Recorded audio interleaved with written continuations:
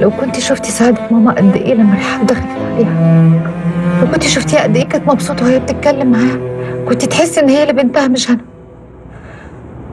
تمنيت ساعتها ان الارض تتشق وتبلع.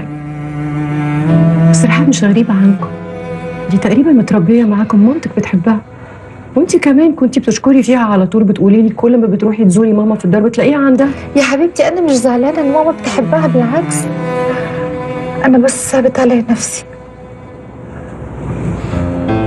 وقارنت بيني وبين رحاب، وازاي انها ما سابتش ماما طول الفترة دي، فضلت معاها.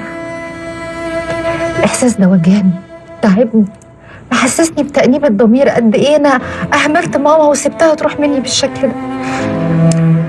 بس ان شاء الله ماما هتخف وترجع تاني واحسن من الاول كمان. يا ريت، يا ريت يا شوق.